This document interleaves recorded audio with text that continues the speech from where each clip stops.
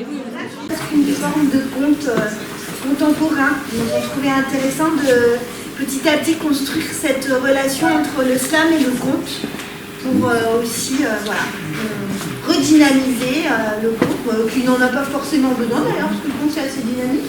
Disons l'enrichir encore, on va dire. Qu'est-ce que j'allais dire? Ouais.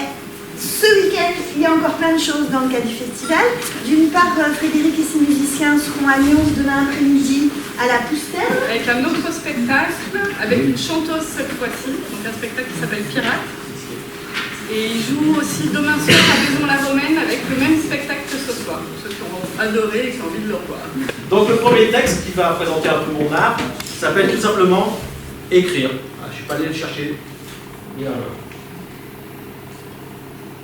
Écrire. Écrire comme si mon stylo était un stylet pouvant disséquer l'ego, alors que je dis ces quelques mots n'éprouvant que mon style. Écrire. Comme si une phrase pouvait tout contenir, alors que l'emphase revêt son contraire. Écrire. Les mots filent et mon corps saigne, et je n'ai que le fil de ma pensée comme point de suture.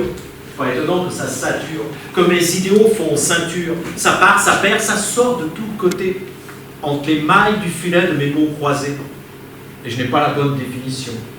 Manque de pixels, une vieille ficelle, je reste dans le flou, dans le vague de mon flot, avec l'espoir que le débit du récit soit le début du répit. Écrire. Écrire. Comme si je pouvais transférer la noirceur de ma cage à la blancheur de la page, alors que seul transpire la grisaille de notre âge.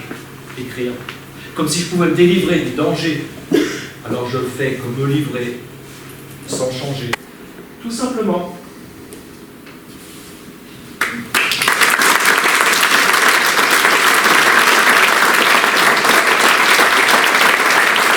Mais c'est comme ça qu'Estebanico a été le premier Africain à marcher sur les terres des Amériques du Nord.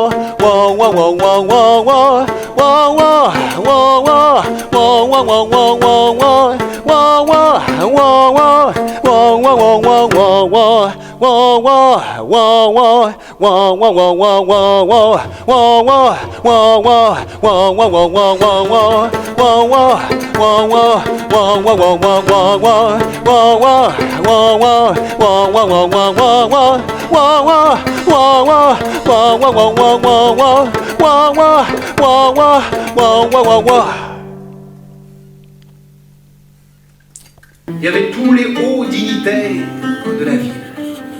Tous, ils voulaient voir.